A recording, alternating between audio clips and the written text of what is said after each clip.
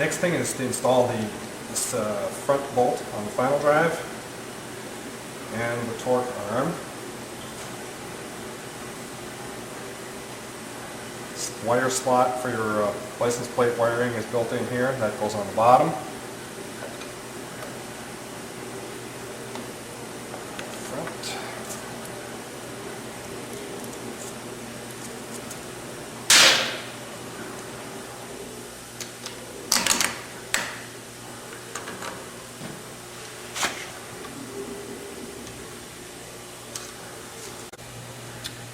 The front torque arm bolt comes in from this direction.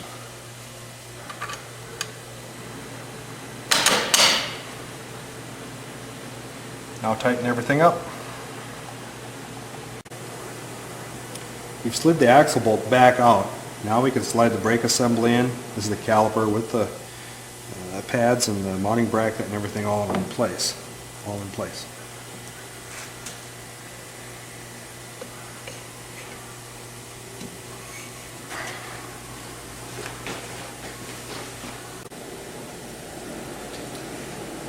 Now we're putting in the brake bracket retaining bolt.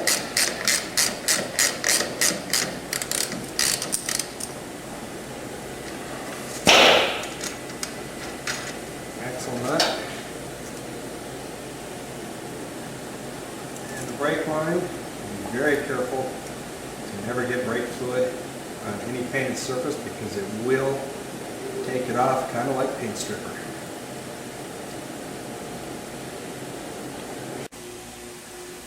Okay, we're cutting this piece at this first rib, this rubber boot.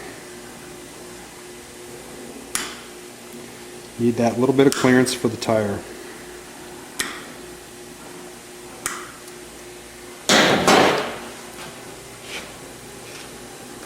Reinstall him.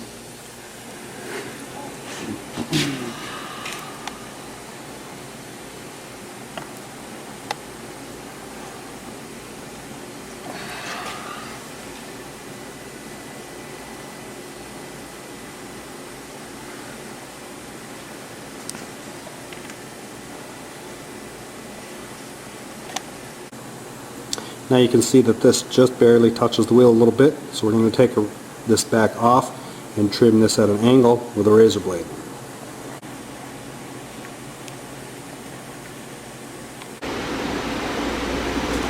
This is how we install the struts on the fender. We have this set up for this style of karaoke LED turn signal. Depending on which style you use, you may have to chase this center hole with a bigger drill bit. This one takes a 5/16 bolt, so both of those holes have to be chased. The reason we do that is because you can order the strut special without this hole, and that way we keep this at a 1/4 inch. So to help hold this wire in place, put a small piece of tape in the corners.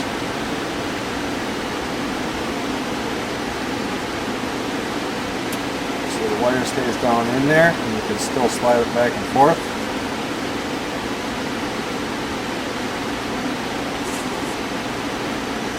Strut up in place. That bolt, let that just hang and put the front bolt in.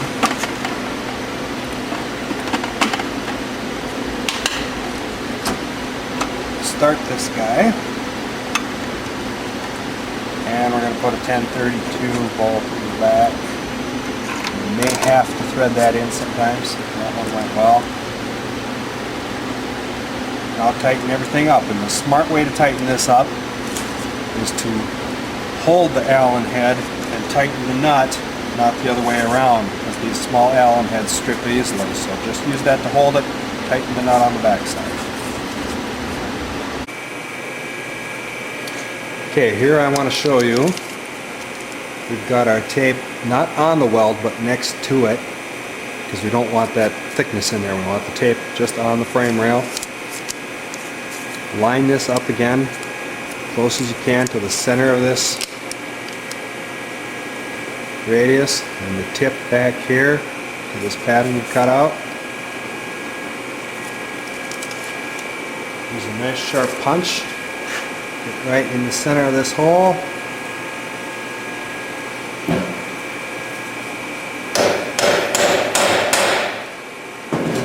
punch mark in there. And then do the other side.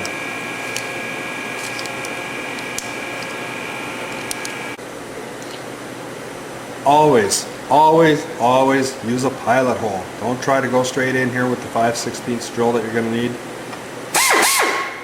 Pilot it with an 1/8 inch or maybe a hair larger drill bit. Use a nice new sharp drill bit. If you don't know how to drill a straight hole, get your buddy who can.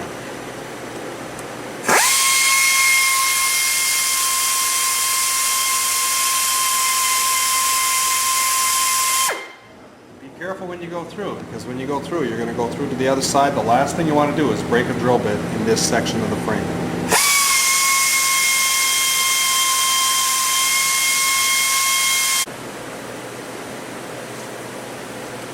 After the pilot hole is drilled, drill the 5/16 hole.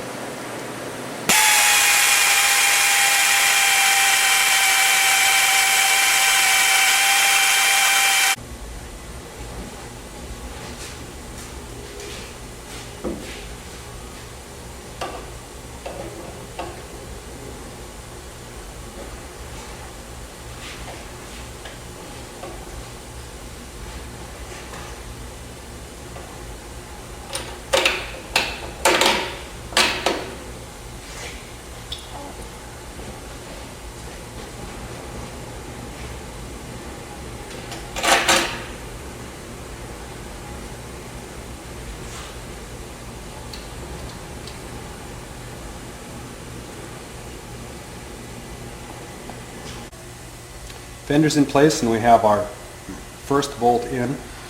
These are shims that come with the kit. I put a little piece of tape on here just to help me hold it. This goes in behind and catches this bolt like so. Feel it. Then tape it in place. Snug your bolt up.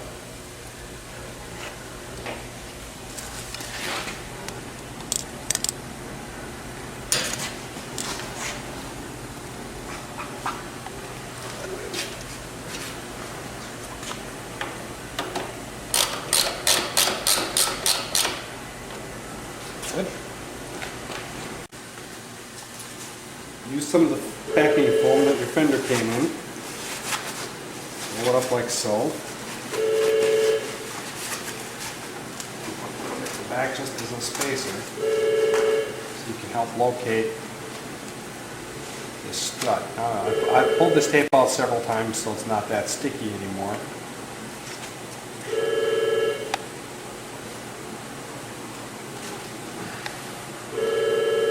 Now lift it up until you have a nice parallel gap between that and the frame.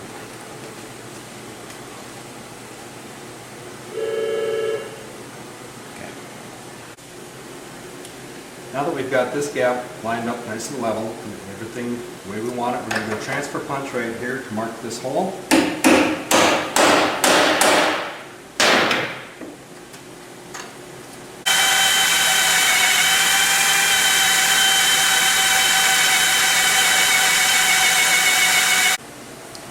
We also made these little filler panels that cover the hole up in the frame where you cut the frame off.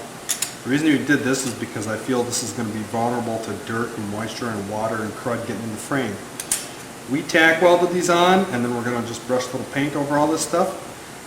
It is not necessary to tack weld it. You could two-part epoxy these and leave them sit overnight. The hole.